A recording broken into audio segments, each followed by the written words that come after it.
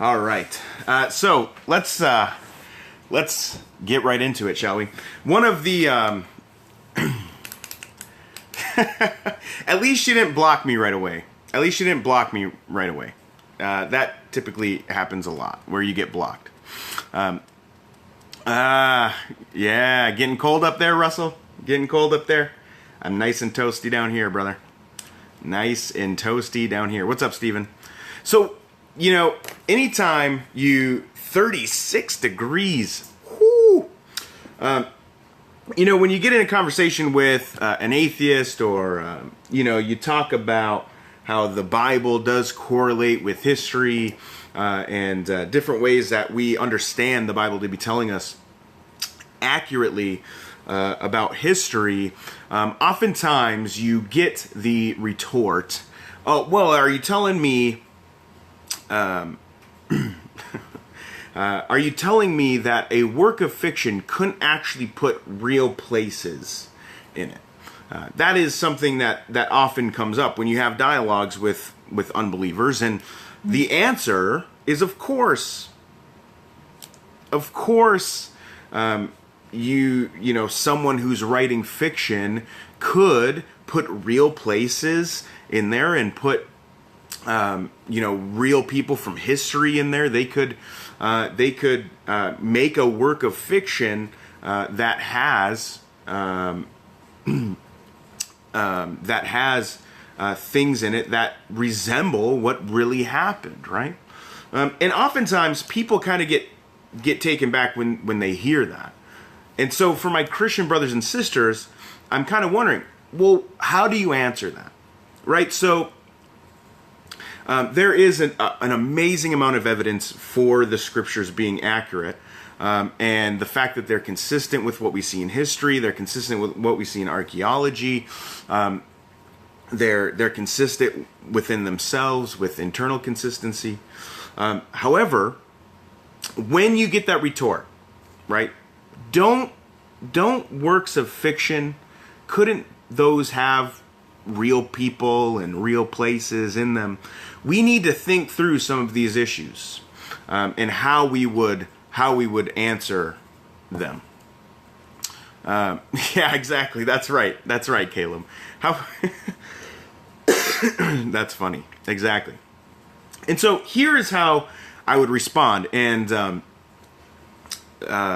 here is what I say to that. When someone says, and I've heard the comparison with Harry Potter, and obviously that's not a fair comparison, but J.K. Rowling knew that she was writing fiction. She knew that what she was writing wasn't true, right? She went out to write fiction. J.K. Rowling, if she went around spreading the quote-unquote gospel of Harry Potter, trying to make people believe or telling people that this young man named Harry Potter was real, and that this young man named Harry Potter, that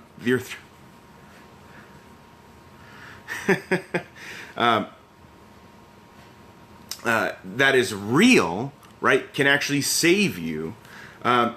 If she did that, right, and she got pushback on it, do you think if J.K. Rowling knew that she made up Harry Potter, if she made up Harry Potter, she made up the whole story, she made up the whole story, would she be willing to die for her fictional story?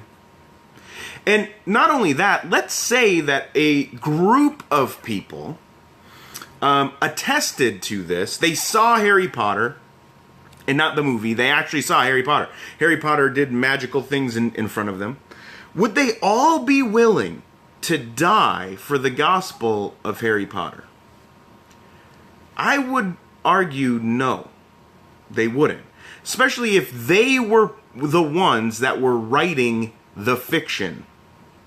If they were the ones that were writing the fiction, what is the point of them What is the point of them dying for what they believe? What's the point? Right? What would be the point for the church? What would be the point for the Christian writers of the New Testament? Why would they make this story up? I am a Christian, yes. What's the motivation? What would they gain from this? Right? And you think there would be someone in the early church when Christianity has been outlawed.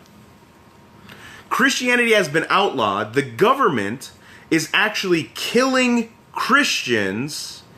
You would think that they would say, look, okay. Look. We didn't actually, this isn't true, right? What we wrote in the Gospels, it's not actually true, right? Look, we made it up. We tried to con people, and now it's not working. But the early Christians were willingly going to death because they knew that Jesus rose from the grave.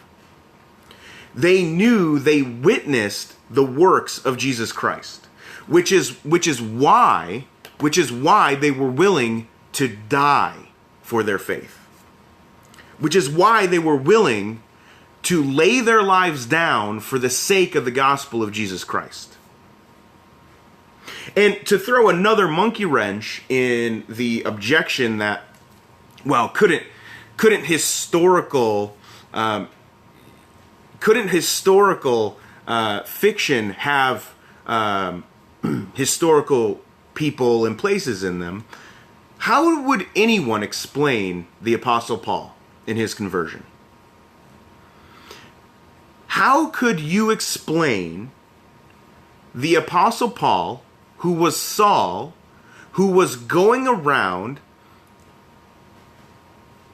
executing Christians, persecuting Christians, jailing Christians, and ravaging the church? So how do you explain the Jewish leader Saul, who was given the authority to go around and persecute Christians by the chief priests, to all of a sudden embracing the gospel of Jesus Christ and having the gospel transform his life to where he goes out and he actually starts making disciples? And in in 1 Corinthians chapter 15, we see Paul laying out the gospel. We see Paul laying out the gospel for the Corinthians. And in 1 Corinthians chapter 15, he says, I deliver unto you of first importance that Jesus was died for sins according to the scriptures, and that he was buried and raised from the dead according to the scriptures, and attested to, witnessed to by the disciples and 500 witnesses at one time, most of who are still alive, and some who have fallen asleep, some have passed on. And so I'm addressing a specific point, Deep Cover. I'm addressing a specific point. And so, how do you explain that the Apostle Paul could go to witnesses that saw Jesus risen from the dead, and he's writing this letter to the church in Corinth? How do you explain that, but really, in all reality, it's all false? Right? It's just as fictional. It's just as fictional as Harry Potter. It doesn't make sense. It does not make sense. It doesn't add up. And so to just say that the Bible is fiction, is intellectually dishonest, and to compare it to straight fiction is dishonest, because the writers of the stories, the writers of these letters, of these books, were willing to die for what they wrote. They were willing to die for what they wrote. And if they knew that what they were writing was fiction, in what reality could you say that a sane person would do that? And not only just a sane person, but a group of people. So a group of people were like, hey, let's do this. And then when they get persecuted, they, like, who wouldn't say, okay, we made it up. We made up the stories of Jesus, okay? We stole his body, we got rid of it. We did all of that. It does not make sense. It doesn't add up. And so when someone, right, there is amazing evidence to believe and trust that the Bible is history, is historically accurate. It is a historical document. And archaeology backs that up. But when you hear someone say, yeah, but you could have historical fiction where it would correlate with things that happened in history, we have to be able to understand. We have to be able to think through some of those objections and give a ready defense for it. So that is in a nutshell what I would say to someone who says, well, Harry Potter is fiction, the Bible is fiction, and so we can't know that the Bible is actually true.